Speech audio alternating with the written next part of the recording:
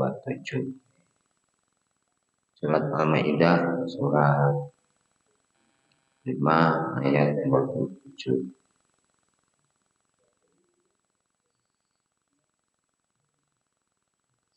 Waslu alaihim nafa abnai Adam bil haq id qarraba qurbanan fatuqbila min ahadihima wa lam yutaqabbal min al-akhar. Bacakanlah kepada mereka tentang kisah dua orang putra Nabi Adam ketika keduanya melakukan kurban. Fatuqbila min ahadihima, diterima dari salah satu putranya, walam yutaqabbal min al-akhar, dan tidak diterima dari yang lain.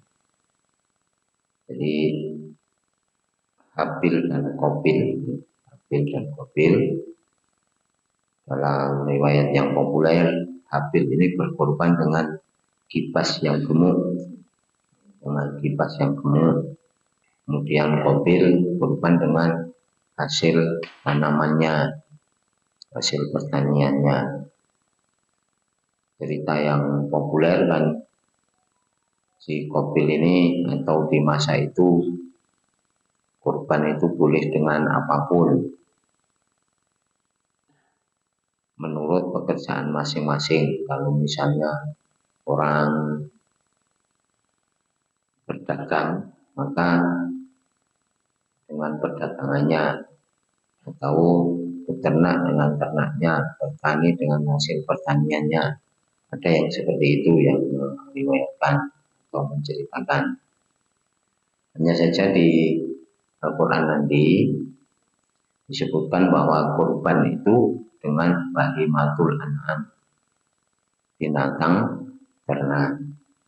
Nah, kemudian Habil berkorban dengan kipas yang besar, dengan Qabil dengan hasil pertaniannya, tetapi memilih yang buruk-buruk,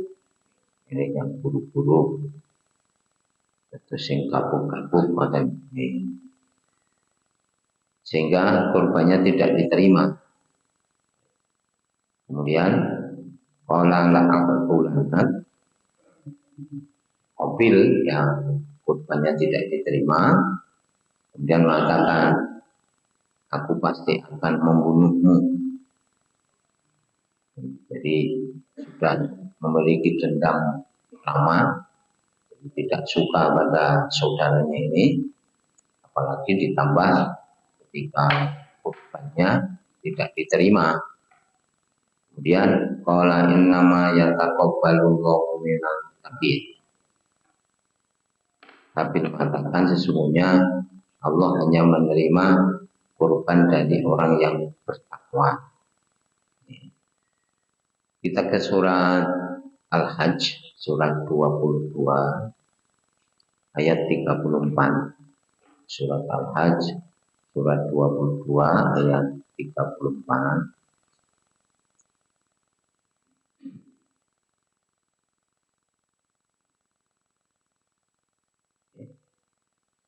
Walikulli ummatin ja'ala mansakal yadhkur ismallahi ala ma razaqahum min bahimatil an'am. Bagi tiap-tiap umat kami berikan tata cara kurban, tata cara beribadah dengan menyembelih, mansak, atau kadang disebut nusuk. Kemudian lihat kurismallahi ala ma razaqahum min bahimatil an'am, supaya mereka memuji Allah, menyebut-nyebut nama Allah atas rezeki yang diberikan berupa binatang ternak. Nah, kalau mengikuti ayat ini berarti kurbannya Qabil salah gitu. Kurban kok ngangge hasil pertanian. Kalau mengikuti ini, tapi memang riwayat yang populer itu kurban itu di masa dulu, di masa Nabi Adam boleh dengan apapun menurut pekerjaan masing-masing. Jadi menurut hasilnya ada yang mengatakan seperti itu. Tapi kalau kita mengikuti ayat ini, berarti kurbannya Qabil salah. Mestinya memakai binatang ternak, bukan memakai hasil pertanian. Tapi memang itu sudah masyhur, bahwa ceritanya di masa Nabi Adam itu kalau kurban boleh dengan hasil pekerjaannya apapun itu. Hanya kalau lihat dalil, mestinya kurbannya Qabil itu dengan binatang ternak juga sehingga diterima. Tapi karena ini tidak diterima, atau kurbannya tidak dengan binatang ternak, maka tidak diterima. Ini kalau mengikuti ayat ini. Sebab masing-masing memiliki hujah juga. Kemudian kalau kurbannya untuk takwa, mestinya kurbannya dengan binatang ternak sehingga memenuhi kaidah takwa.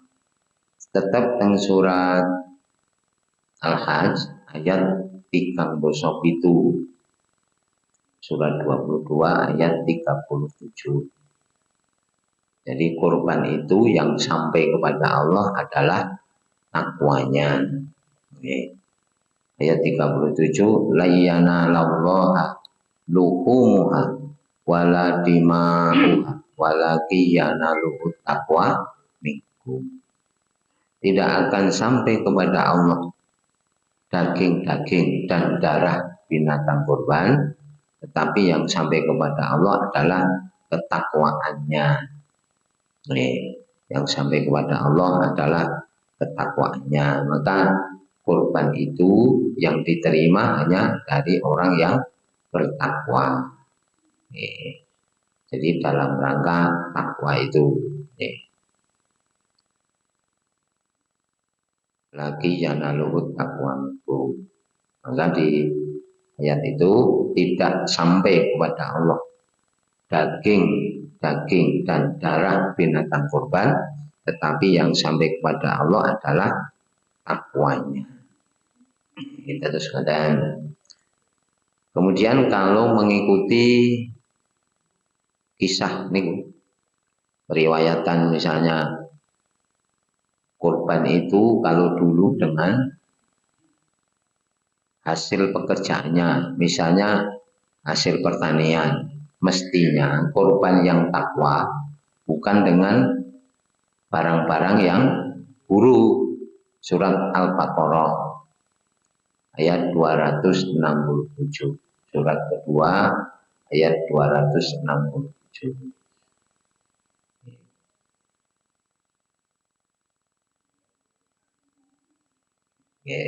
267. Ya ayyuhalladzina amanu anfiqu min thayyibati ma kasabtum wa mimma akhrajna lakum minal ardh. Wahai orang-orang yang beriman, nafkahkanlah, sedekahkanlah hasil pekerjaanmu yang baik-baik, maksudnya yang halal. Wa mimma akhrajna lakum minal ardh, dan dari apa yang kami keluarkan bagimu dari bumi ini. Jadi zakat hasil bumi, zakat hasil pertanian. Kemudian kalimat menikah, wala tayammamul khabitha minhu tunfiquna walastum bi akhidhihi illa an tu'minu bihi. Janganlah kamu memilih barang-barang yang buruk untuk kamu sedekahkan, kamu belanjakan. Walastum bi akhidhihi illa an tu'minu bihi, sedangkan kalian sendiri tidak mau mengambilnya kecuali dengan memicingkan sebelah mata. Ini gambarannya nek gunake dhewe men ra seneng kok dikeke wong. Memanfaatkan sendiri saja tidak suka. Kenapa disedekahkan? Nah, jadi sedekah itu diperintahkan memilih yang baik-baik. Karena sedekah itu hakikatnya untuk diri sendiri, ya, untuk diri sendiri. Maka wala tayammamul khabisa minhu tunfikuna walastum bi akhidhihi. Janganlah kamu milih barang yang buruk-buruk untuk kamu sedekahkan, sedangkan kamu sendiri tidak mau mengambilnya kecuali dengan memicingkan sebelah mata.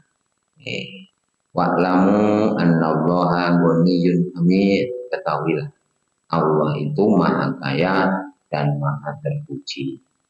Jadi mestinya orang itu bersedekah, berinfak, berzakat dengan harta yang baik-baik, bukan yang buruk-buruk. Dan nah, maka kalau mengikuti pendapat bahwa kopil itu atau di masa itu kurban itu boleh dengan hasil pekerjaannya, mestinya jangan memakai hasil pekerjaan yang buruk-buruk. Jadi milih buah-buahan atau gandum yang gabuk-gabuk, gitu.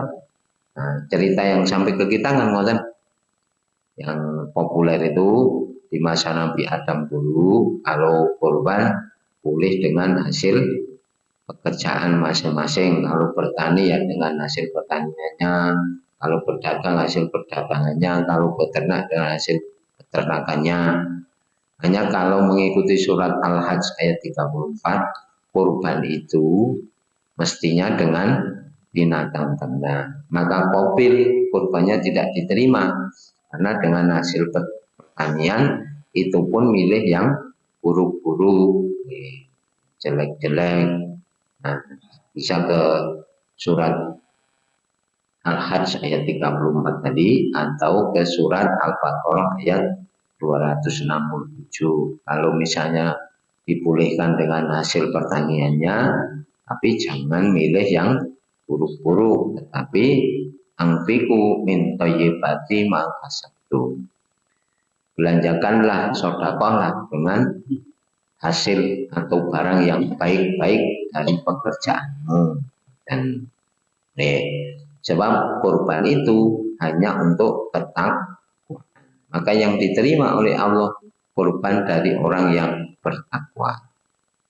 Kemudian kita sering juga menjumpai penjelasan, nek zaman saat ini rak boten ngerti kurban ki ditampa napa mboten, ngertose mung ditampa panitia gitu. Tampa panitia. Oke, berarti dibelehke lah niku berarti wis ditampa rak ngoten gitu. Ditampa saking Gusti Allah pripun sing ngertosi. Nah, rak mboten ngertos. Nah, kok niki ngertos niku pripun? Habil tawi kopil ngerti nek kurbane ditampa, siji mboten. Niku tandane napa kira-kira? Disambar saking pundi niku kok enjang ngertos ngoten niku? Disambar api ngoten ta niku? Niku saking pundi asal? Nah, nak yo nggih. Mula genahe iki pripun ngoten gitu. Nek kita rak mboten ngertos, sementing ngertine niku nek ditampa ya ditampa panitia ngoten gitu. Nggih. Piye kurban ditampa? Ditampa panitiane mau. Lho rak pun genah gitu. Nggih, nek jaman riyen kira-kira pripun? Nggih, ora kok terus mendel mawon. Kok nggih disauri. Kita buka surat Ali Imran. Surat 3 ayat 110 besok.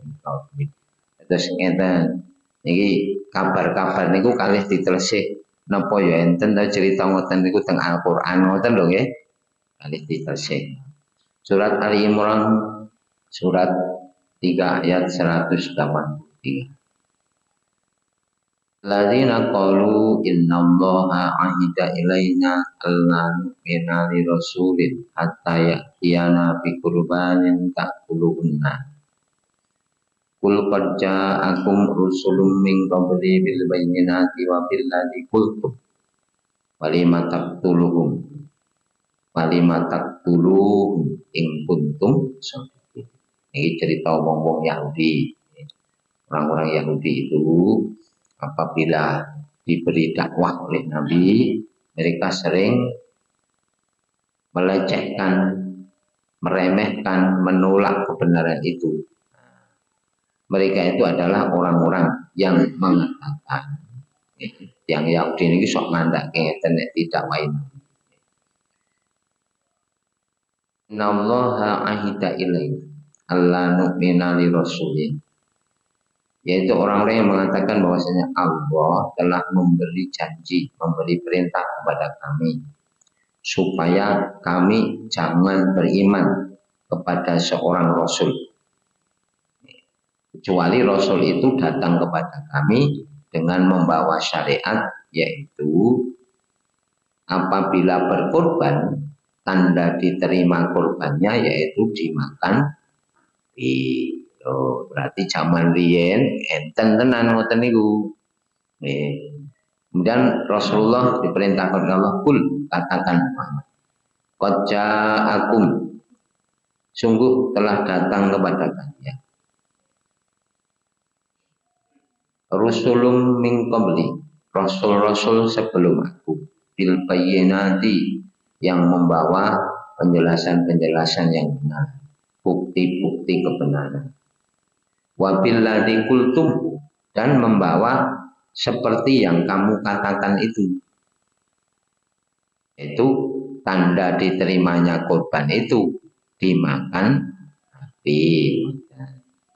Walima qataltumuhum, kalau memang kamu beriman, mengapa mereka justru kalian bunuh? Terus para nabi riyen syariat ditampa kurban niku salah sijine dimakan api. Lah nganggo niku lho maksudnya. Jadi tanda diterimanya korban dari Habil itu memang disambar api. Lho rapun kemutan jane surat Ali Imran ayat 180. Jane rak nggih pun nate maos niki to, Pak. Pun ngliwati ayat niki ping pinten? Wah, pun ping akeh gitu. Wong sing katam nggih pun ping pirang-pirang to nggih. Lalai kok nggih agak petuk niki keterangane ngoten nggih to. Nggih. Terus mila teng cerita-cerita sing diceritake Pak Guru agama riyen zaman sekolah gitu. Oleh cerita-cerita sanesipun bahwa ketika itu korban si Habil dan Qabil. Korban Habil diterima, tanda diterimanya korban disambar api. Korbannya Qabil tidak diterima. Pun jelas to niki nggih. Berarti cerita dek niku nggih benar. Mung awake dhewe dereng dituduhke nggonane ngoten ta nggih. Delalai ngliwati nggone dhewe ya ora tek titen ngono nggih ta. Oh nggih, terus niki jadi orang-orang Yahudi itu pernah mengatakan kepada Nabi Muhammad ketika bermaksud menolak dakwah Nabi, mengatakan kami diperintah oleh Allah supaya jangan beriman kecuali kepada Rasul yang membawa syariat, membawa aturan bahwa tanda diterimanya korban itu dimakan api. Padahal dulu nabi-nabi yang terdahulu juga seperti itu, bahwa mereka ini membawa aturan korban diterima oleh Allah yaitu dimakan api. Tapi orang-orang Yahudi tetap menolak juga. Terus niku rak mung golek-golek alasan gitu. Golek-golek alasan. Jadi nabi-nabi terdahulu hanya tidak disebutkan secara rinci nabi siapa saja. Yang utama tentang Nabi Adam yang diceritakan bahwa tanda diterimanya korban dari Habil adalah dimakan api. On jelas to sakniki. Niki perlune sok-sok ngaji niku bareng biayi pirang-pirang niki ben ngeten niki gitu. Ben kurbane Habil ditampa, tandha ditampane disamber geni.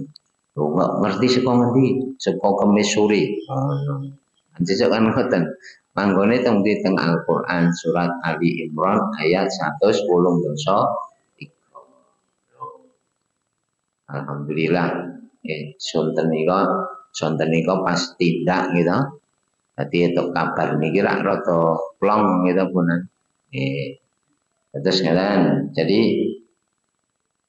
kisah tentang putra Nabi Adam yaitu Habil dan Qabil, salah satu dari keduanya yang diterima kurbannya, yang lain tidak. Kemudian yang tidak diterima merasa tersinggung, mengancam, aku akan membunuhmu.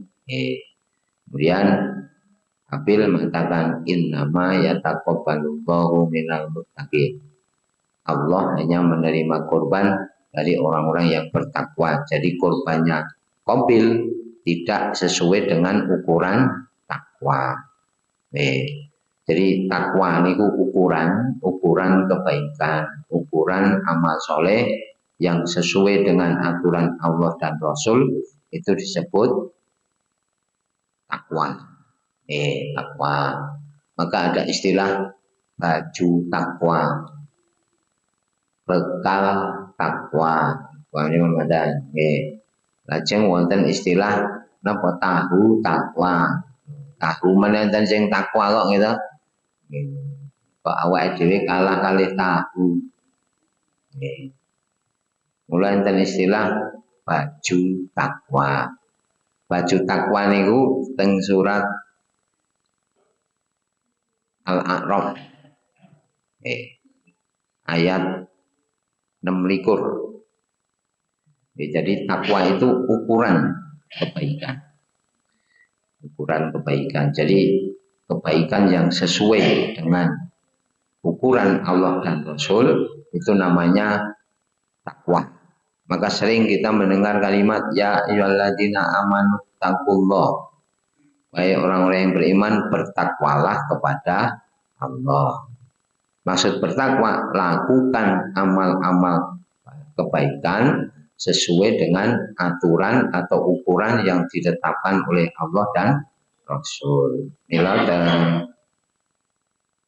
surat Al-A'raf, surat itu ayat 24. Ya bani Adam qad anzalna alaikum libasa yuwari sawatikum wa risha. Wa libasut taqwa dzalika khair. Dzalika min ayatillahi la'allahum yadhakkarun. Wahai anak Adam, sesungguhnya kami telah menurunkan kepada kalian pakaian untuk menutup aurat kalian dan pakaian indah untuk perhiasan. Dan pakaian takwa itulah yang paling baik. Nah, terus pakaian yang memenuhi ketentuan takwa itu pakaian yang menutup aurat dan indah. Nah, paling boten loro niku, siji untuk menutup aurat, kali untuk keindahan. Nah, terus tidak hanya sekedar menutup aurat, tetapi menambah keindahan yang memakainya. Menambah kewibawaan, menambah gagah, menambah hebat, kan ngoten gitu. Mungkin agem-ageman indah dipoto rak nggih pantes, dipoto, di syuting gitu, patut. Mila mboten sekedar pakaian, tapi pakaian yang menutup aurat dan menambah keindahan. Mila kita ngaji pamirsa, ngaji niku jane nek nutup aurat ngangge kaos blong ngoten tak ya wis cukup. Ning mboten indah, gitu. Mboten indah. Maka tidak cukup dengan seperti itu. Harus pakaian takwa itu menutup aurat dan membawa pada keindahan. Itu pakaian takwa. Mila kados kurban niku nggih ngoten. Kurban yang dalam ketentuan takwa seperti Nabi pernah mengatakan arbaun la yuji'u bil adhahi. Ada 4 hal yang tidak mencukupi untuk kurban ngoten niku. Ya. Misalnya al-aura'ul bayyinu auruh. Binatang yang buta sebelah, yang jelas butanya. wal maridu bayyinu maraduha, dan binatang yang sakit kering yang jelas sakitnya. Wal arja'u bayyinu dhaluha, dan binatang yang pincang. Wal arja'ul bayyinu dhaluha, yang jelas pincangnya. Wal ajwa'u allati la tungki, binatang yang kurus yang tidak ada sumsumnya. Hadis riwayat Ashabu Sunan. Kita terus katakan, misalnya orang berkorban dengan ukuran takwa nggih kewane sing lemu, sing apik, regane larang, gagah, kan ngoten gitu. Mula disebut teng hadis Nabi, Rasulullah pernah berkorban 2 ekor kibas. Disebutkan samina ini niku dua-duanya harganya mahal. Ada yang menyebut dengan kata samina ini, sin, boten ngangge sa. Artinya dua-duanya gemuk. Kemudian akrona ini kedua-duanya bertanduk. Nah, jadi baik, mahal, gemuk, kan ngoten gitu. Nah, jadi tidak boleh dengan binatang-binatang yang cacat tadi, seperti buta sebelah, pincang, kemudian kering, sakit, kurus, yang tidak ada sumsumnya, tidak ada dagingnya. Sebab korban niku sing ajeng ditum dagingnya mosok kewan kuru gitu. Nah, dan nak uga tengklenge. Ini tengklenge ra atos gitu. Nah, jadi korban dengan ukuran takwa itu seperti itu. Jadi Nabi memberi contoh, jadi korban dalam ukuran takwa, tidak buta sebelah, tidak kering, tidak kurus, tidak pincang, dan tapi binatang yang samina ini harganya mahal atau dua-duanya gemuk, akrona ini dua-duanya bertanduk dan sebagainya. Ya ta'u fi sawadin wa yang duru fi sawadin. Bahkan disebutkan Nabi milih binatang yang dilihat itu indah. Jadi matanya ada lingkar hitamnya. Jadi yang duru fi sawadin. Kemudian wa ya ta'u fi sawadin, di perutnya ada tanda hitam. Terus boten putih mulus nih enten irenge jlarete lan ketok gagah ngoten nggih. Terus kalian ya ini contoh-contoh binatang dalam ukuran takwa. Sebab yang sampai kepada Allah bukan daging atau darahnya, tetapi ketakwaannya. Maka benar kata Habil tadi bahwa innama yataqabbalullahu minal muttaqin. Sesungguhnya Allah hanya menerima korban dari orang yang bertakwa atau korban dalam rangka bertakwa kepada Allah. Langsung teng Al-Maidah. Ayat 22. Kemudian ayat 28, maka Habil mengatakan, la impasatta ilayya yadaka litakulani ma ana bibasiti yadiya ilaika liakulan inni akhafullaha rabbal alamin. Sungguh jika engkau Qabil menggerakkan tanganmu kepadaku untuk membunuhku, aku tidak akan menggerakkan tanganku kepadamu untuk membunuhmu. Inni akhafullaha rabbal alamin. Aku takut kepada Allah, Tuhan seluruh alam. Jadi Bil tahu bahwa bila ia pun menggerakkan tangannya, artinya menggerakkan tangannya itu membalas apa yang dilakukan oleh Qabil, berarti sama juga ia bermaksud membunuh Qabil. Seperti kata Nabi ketika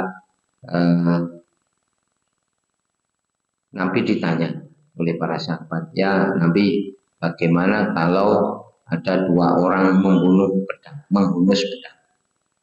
Kemudian keduanya berperang dan salah satunya mati. Bagaimana hukum keduanya? Maka Nabi mengatakan dua-duanya di neraka. Dua-duanya di neraka. Loh, kenapa seperti itu? Kemudian Nabi mengatakan, sebetulnya orang yang terbunuh, dia juga punya niat untuk membunuh. Hanya bejan-bejane mawon. Nah, jadi dua-duanya berniat membunuh, maka dua-duanya neraka.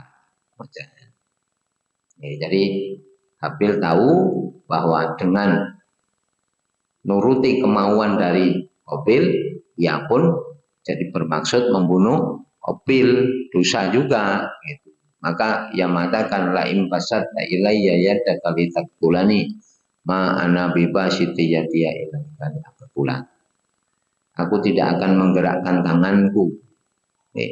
Meskipun engkau menggerakkan tanganmu, artinya kamu bermaksud membunuhku, aku tidak akan meladeninya.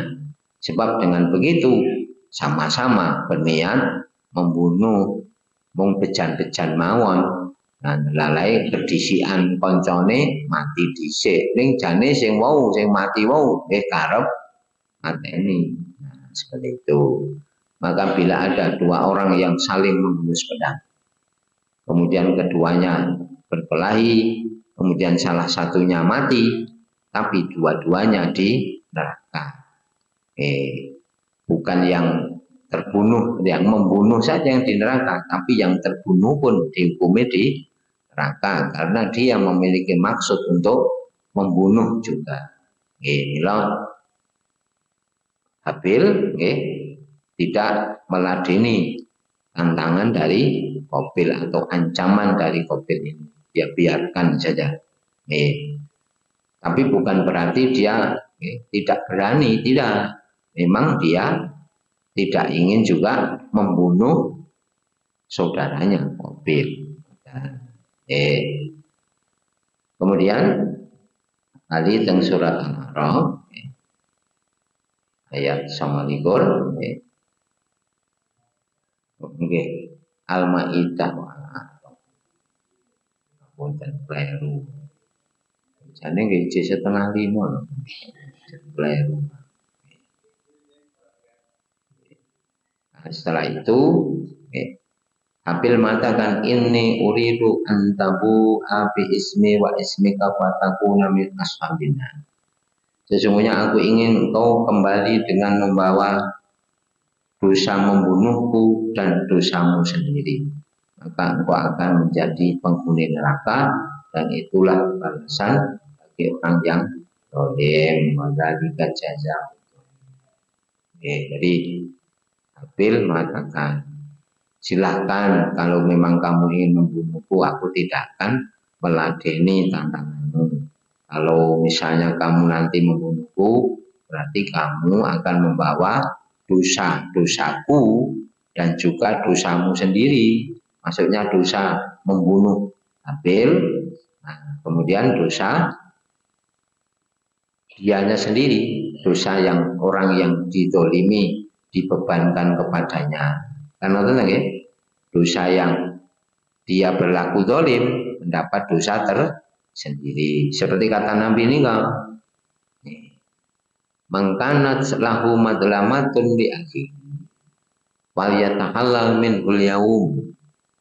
Apabila seseorang melakukan kedoliman kepada saudaranya, hendaknya ia halalkan di hari ini. Maksudnya ia buat impas, ia buat lunas di dunia. Qabla alla yakuna dinarun wala dirhamun. Sebelum nanti datang hari yang tidak laku lagi uang dinar maupun dirham. Ingkanat lahu hasanatun, ingkanat lahu hasanatun, apabila ia memiliki kebaikan, ukhidha min hasanatih biqadri matlamatihi, akan diambil kebaikannya sebanding dengan kezolimannya. Wa illam takul lahu hasanatun, tapi bila tidak memiliki kebaikan lagi, ukhidha min sayyiati sahibihi fahumina, maka dosa-dosa saudaranya diambil, dibebankan kepadanya. hadis riwayat Tirmidzi. Jadi orang berlaku dolim itu akan menanggung kedolimannya, akan dibebankan kedolimannya itu. Jadi dosa saudaranya diambil, dibebankan kepadanya. Karena dengan membunuh dia kehilangan kebaikan yang banyak. Membunuh orang mukmin dengan sengaja kan dosanya gede gitu. Bahkan tempatnya di neraka di surat An-Nisa surat 4 ayat 93.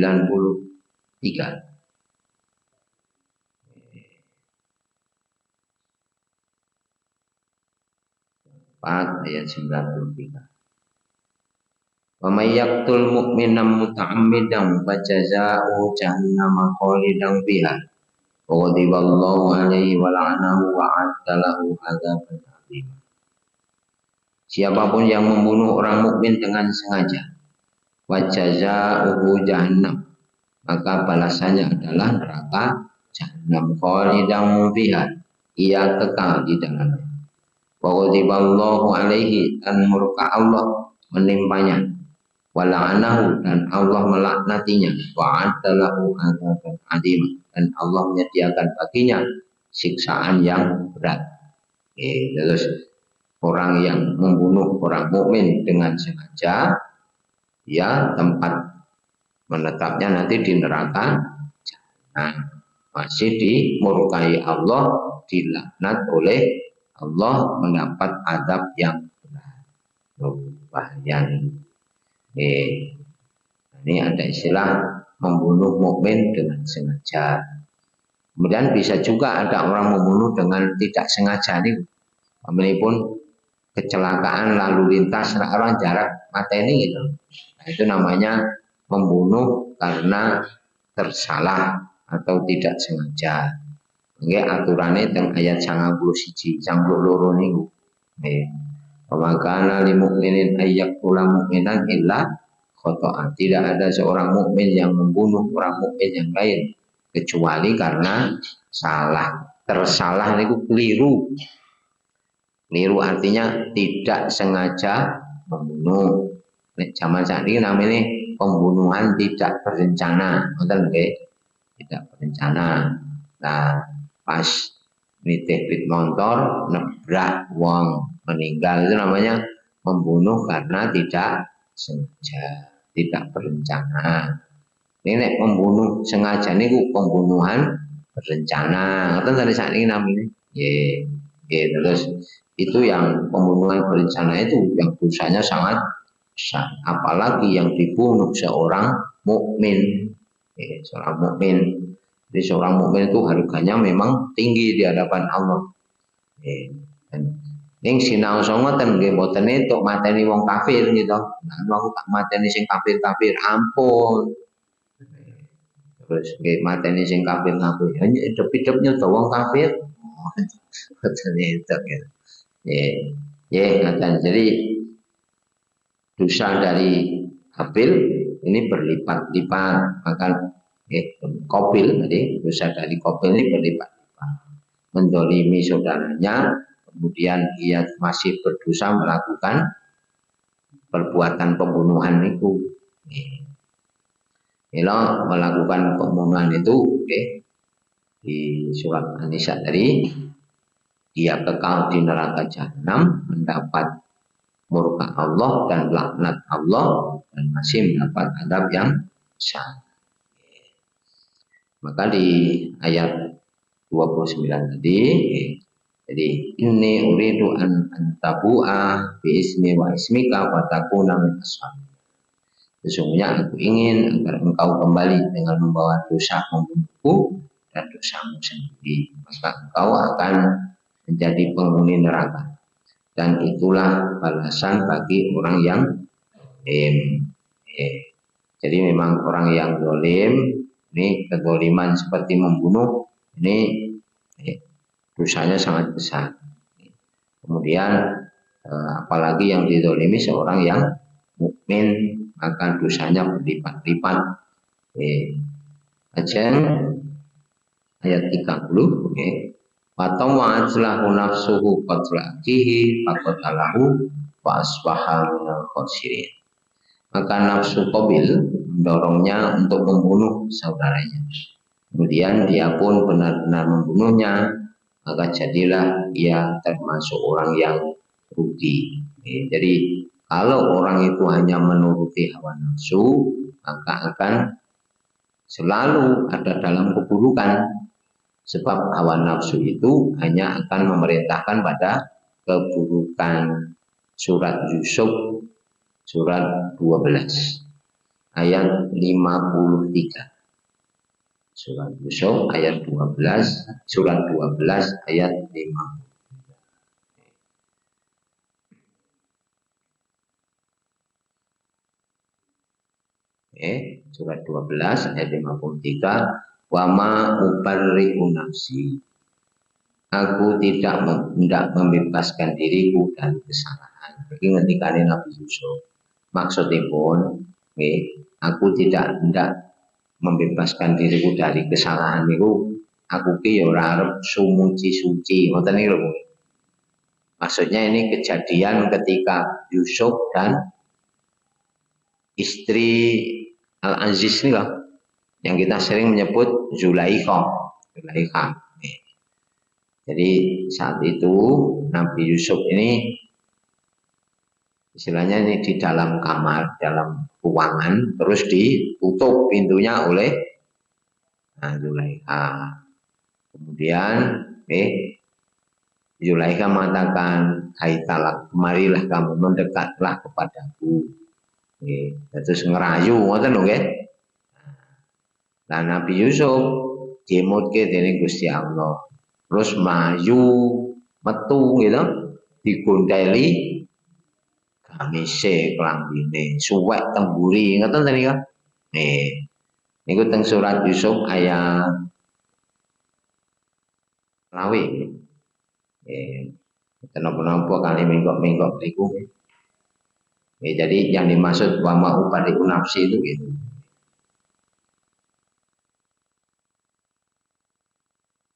Selawe mangke anune teng ayat 24. Artikel C ayat 24.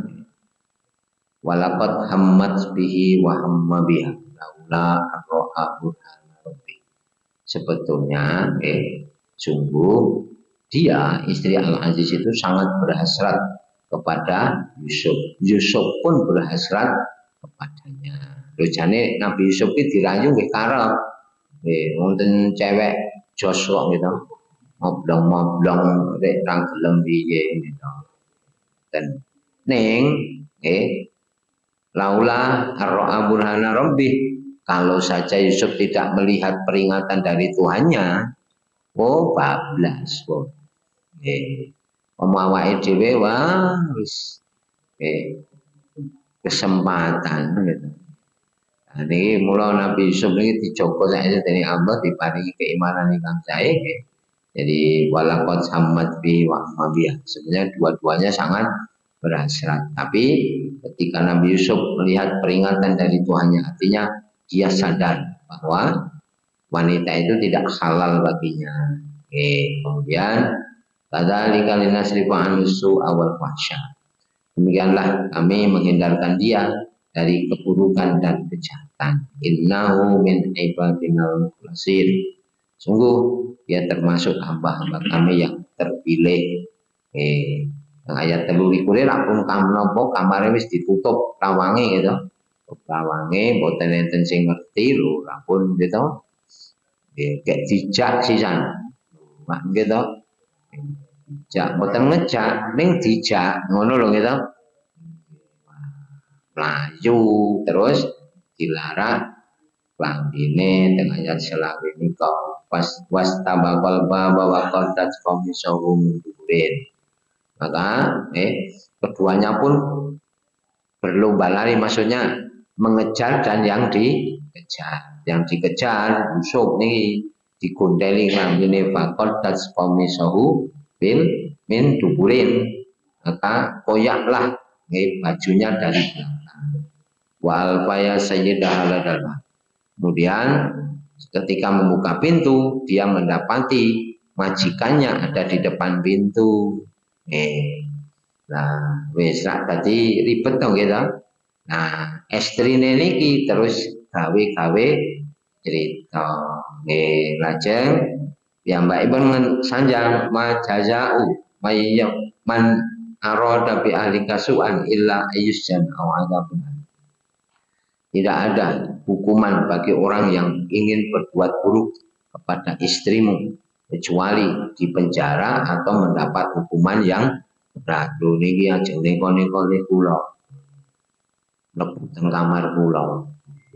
Lho ora nggih rada pinter to nggih lek gawe cerita. Nah, enten anggota keluarga teng mriku terus usul teng ayat lajenge qala hiya rawadatni an-nafsi. Nabi Yusuf kan ketika dia yang merayu aku. Kemudian wasyahida syahidum min ahliha, maka salah satu anggota keluarganya memberi saksi ingkana qamisu qudda min qubulin fasadaqat wa minal kalau gamisnya koyak dari depan, berarti istrimu yang benar, dia yang bohong, Yusuf. Tapi kalau baju Yusuf koyaknya di belakang, berarti istrimu yang bohong, yang salah. Lah terus ditelok, oh kelambine Yusuf suwek buri, oh sampean tak bunteli kuwi mesti. Lho kan ngoten gitu. Nggih, ten ceritane. Terus bali teng ayat 53 wau urung rampung kok gitu. Gitu. Gini kira itu hiburan sithik gitu. Ini kok sithik.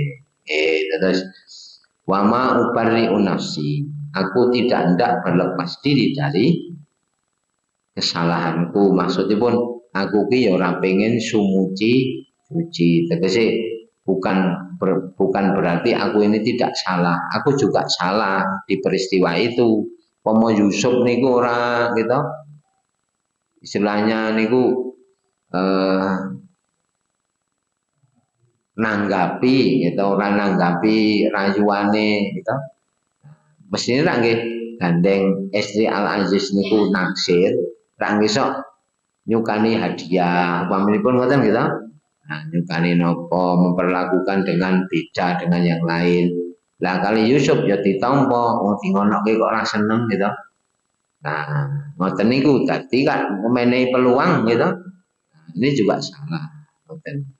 Jadi aku tidak bermaksud untuk berlepas diri dari kesalahanku. Kemudian innan nafsa la'ammaratun bisu'i illa ma rahimah. Hawa nafsu itu kalau dituruti hanya akan membawa kepada keburukan kecuali hawa nafsu yang dirahmati oleh Tuhan. Inna Rabbi ghafurur rahim. Sesungguhnya Tuhanku Maha Pengampun, Maha Penyayang. Maka hawa nafsu itu kalau dituruti pasti membawa pada keburukan. Seperti Qabil tadi, atau wa'ajalahu nafsu qatlaki faqatala wa asbahu minal khosirin. Jadi ia menuruti hawa nafsunya, kemudian membunuh saudaranya. Jadilah ia orang yang rugi. Nuruti hawa nafsu niki kok kita. Nah, padahal hawa nafsu itu kalau dituruti hanya akan membawa pada keburukan. Kecuali hawa nafsu yang dirahmati oleh Tuhanku. Lipun hawa nafsu yang dirahmati oleh Tuhanku niku Rasul nanti ngendika berbagai macam pintu kebaikan, pintu sedekah. Kemudian Rasul sampai mengatakan, wa fi bud'i ahadikum sedekah. Di dalam kemaluanmu itu pun ada sedekah. Artinya berpahala gitu. Kemudian para sahabat bertanya, ayati ahaduna syahwatahu akana lahu ajr. Mosok nyalur ke syahwat itu kok untuk ganjaran. Nyalur ke syahwat, nuwun syahwat kok itu ganjaran. Rasul kemudian mengatakan ara'aitu idza wadaha fil harami akana alaihi wizr. Bukankah kalau ia meletakkan syahwatnya pada perkara yang haram, ia akan berdosa? Dzalika idza wada'a fil halal kana lahu ajr. Maka demikian itulah bila ia meletakkan hawa nafsunya pada perkara yang halal, ia mendapat pahala. Hadis riwayat Muslim, Riyadhus Shalihin ini saged dipatosi dua nih. Jadi orang yang menyalurkan syahwatnya pada perkara yang halal berpahala karena terhindar dari keburukan ngoten. Dikerepi mawon sing sedekah gitu. Ganjaran kok gitu. Nah, jadi seperti itu, maka hawa nafsu yang dirahmati oleh Allah bila ditempatkan pada perkara yang halal dalam hal apapun, pamanipun memakan harta yang halal berpahala, sebab kalau memakan yang haram berdosa. Ini bukan hawa nafsu. Nah, sebab kalau sudah diperintah oleh hawa nafsu, terikat oleh hawa nafsu, nah ini terus boten kelingan nopo-nopo. Enten nasihat apik barang pun boten kelingan. Menurut manfaat teng surat Al-Jasiyah surat 45 ayat 23.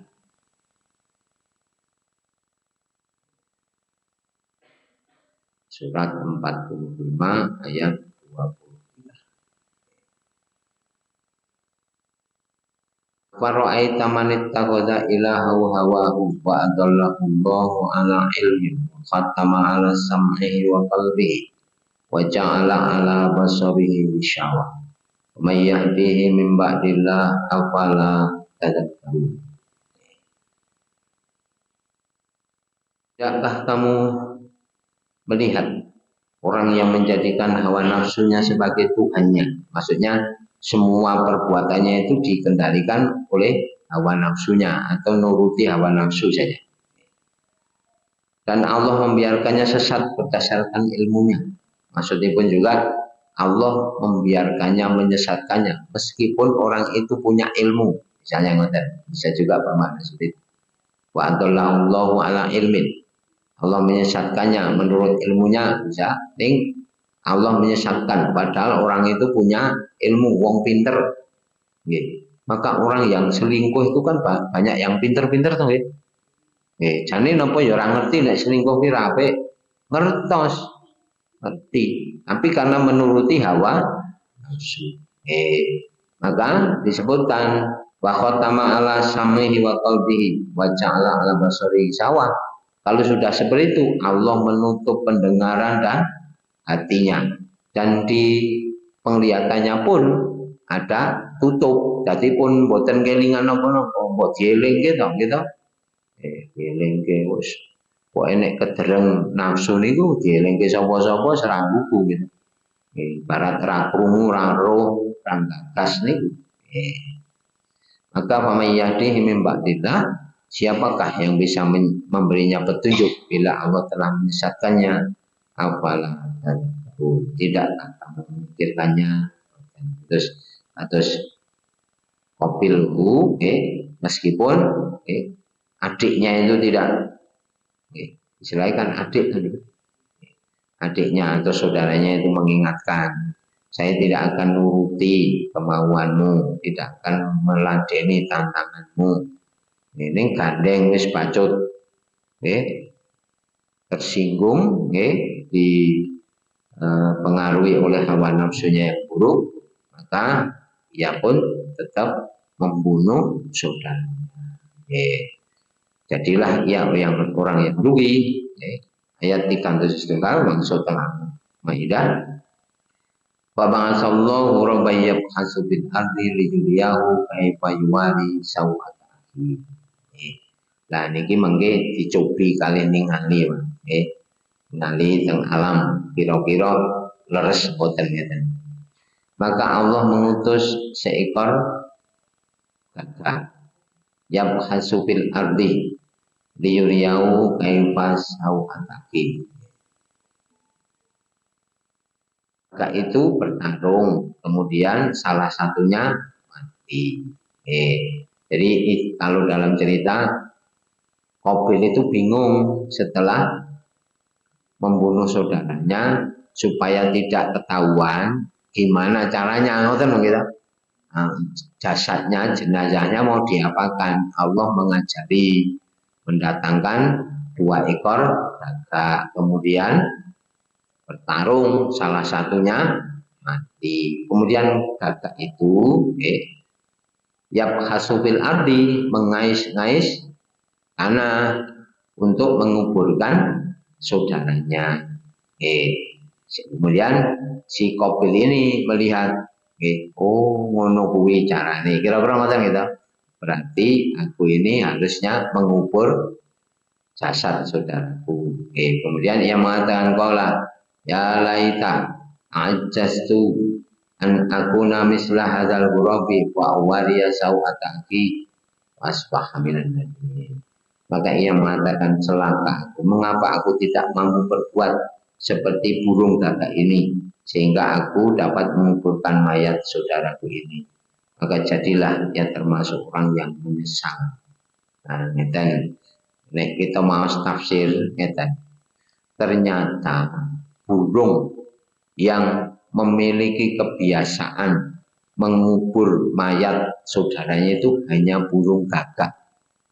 Mungkin dicobi di apa nek enten pembuktiannya nek jenengan saged pirsa manuk gagak mbok menawi pas tarung terus mateni koncone iku dikubur. Sing enten-enten iki mung manuk gagak. Kalau burung yang lain tidak. Jadi kebiasaan burung yang mengubur kawannya yang mati itu hanya burung yang lain tidak. Jadi Quran ini ngoten iki cerita. Kalau para ahli seperti ini dibuktikan. Benar enggak Quran cerita seperti ini? Yang tafsir ngoten iki. Jadi burung yang memiliki kebiasaan mengubur kawannya yang mati hanya burung. Nah, disinilah nanti letak bahwa kebenaran Al-Quran itu dari Allah. Macam dari Allah. Surat An-Nisa surat keempat ayat 82. Surat keempat ayat 82. Afala yatadabbaruna al-Qur'an. Walau kana min indi ghairillahi lawajadu fihi ikhtilafan katsiran. Apakah mereka tidak mentadabburi Al-Qur'an? Apabila Al-Quran ini berasal dari selain Allah, pasti mereka akan mendapati pertentangan yang banyak, kontradiksi yang banyak maksudnya. Quran cerita begini, ternyata kenyataan di alam semesta begitu. Oh, Quran ini benar ini. Nah, mungkin dibuktikan. Satu saat, kalau kita mendapati gagak nih, jadi yang memiliki kebiasaan mengubur temannya itu hanya burung. Kenyataan seperti itu, maka Quran cerita ngoten. Ini menandakan bahwa Quran itu dari Allah. Tidak seperti yang dituduhkan oleh orang-orang kafir bahwa Al-Quran itu buatan Nabi Muhammad. Nabi Muhammad bukan kertas ngoten. Jadi para ahli ilmu pengetahuan mengatakan memang burung yang memiliki kebiasaan mengubur mayat sesama burung itu adalah gagak. Liyane mboten. Napa meleh wedhus barang mboten enten mboten. Mong niki manuk gagak. Nah ini kebenaran Al-Qur'an. Karena memang Allah sudah berjanji seperti itu, akan menunjukkan kebenaran Al-Quran di tiap-tiap hal yang kita bisa saksikan nanti. Kembali surat Fussilat surat 41 ayat 53. Surat Fussilat surat 41 ayat 53. Nah, jadi hal-hal seperti ini pasti akan diperlihatkan oleh Allah. Sanurihim ayatina fil afaqi wa fi anfusihim hatta yatabayyana lahum annahul haq. Awalam yakfi bi rabbika annahu ala kulli syai'in syahid. pasti akan aku tampakkan kepada mereka kebenaran ayat-ayat kami bil afaqi di segenap ufuk, di segenap arah pandang, ke depan, ke belakang, ke samping, ke atas, ke bawah. Nah, kita ini saged mirsani ayat-ayat Allah.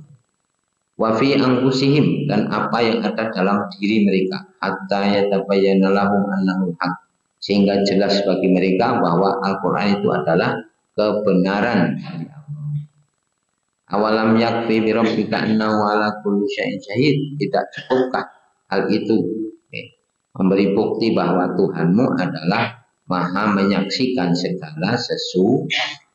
Bila Al-Qur'an nyebut ngeten, alam semesta kok ngono, berarti selaras. Dan karena Al-Quran dan alam semesta sama-sama berasal dari Allah.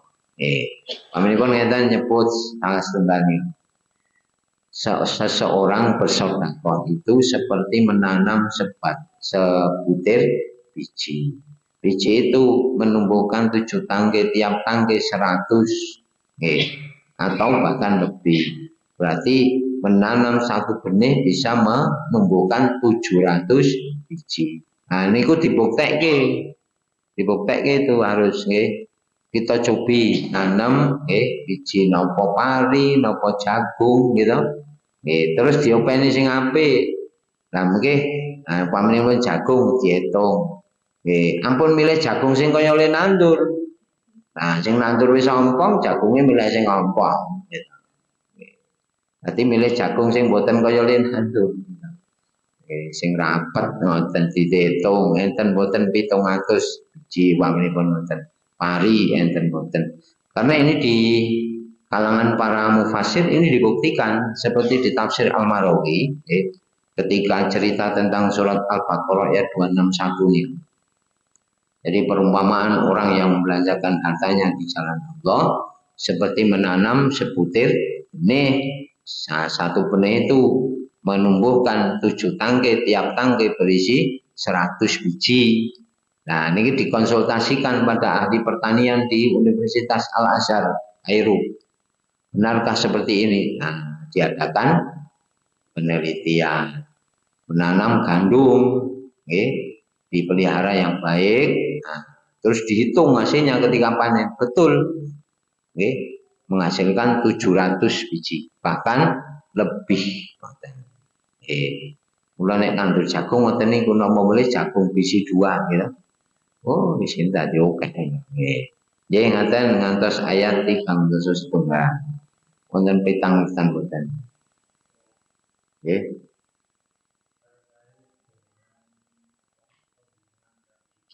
Nggih.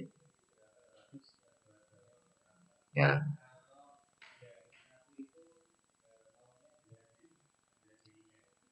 Membela diri boleh.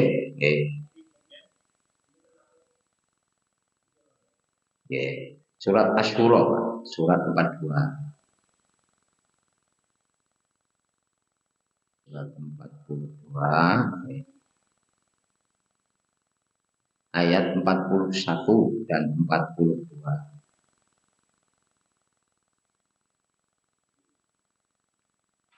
Walaman intasara ba'da zulmi faulaika ma alaihim min sabil. Innamas sabilu 'alal ladzina yadhlimuna an-nasa wa yabghuna fil ardi bighairil haqq. Ulaika lahum adzabun alim. Walaman intasara min ba'di zulmi, dan sesungguhnya orang-orang yang membela diri sesudah teraniaya, tidak ada suatu dosa pun atas mereka.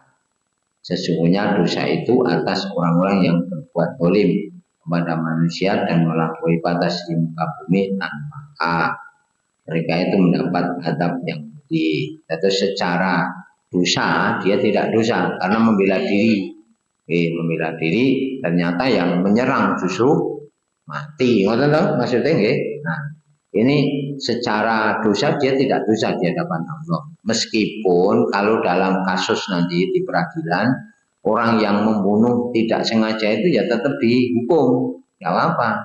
Tapi hukumannya tidak seperti hukuman dia membunuh sengaja. Sebab menghilangkan nyawa orang lain itu baik sengaja maupun tidak sengaja harus dihukum. Nek ra ngono mungkin sithik-sithik mateni nung gitu. Nggih, aku kan ketok orang jarak ngono kan gitu. Nah, jadi membunuh tidak sengaja pun ada hukumannya. Nggih.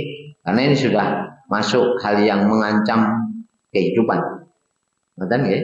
Nah, misalnya orang nabrak, kemudian tidak sengaja nih yang ditabrak meninggal, dia tetap dihukum. Itu sudah benar pelakuan hukum seperti itu. Karena ini sudah menghilangkan kehidupan. Hanya ia tidak boleh dihukum seperti hukuman orang yang menyengaja. Itu. Ya, istilahnya hukum takdir. Hukum takdir itu semacam hukum percobaan, maksimal setengah dari hukuman sepenuhnya. Hukuman yang berencana misalnya dibunuh, nah mungkin dia dihukum penjara berapa, ngoten nggih? Ngoten, Pak. Pun kita akhiri kafarah majelis. Subhanallah wa bihamdihi, asyhadu an la ilaha illa anta, astaghfiruka wa atubu ilaik. Assalamualaikum warahmatullahi wabarakatuh.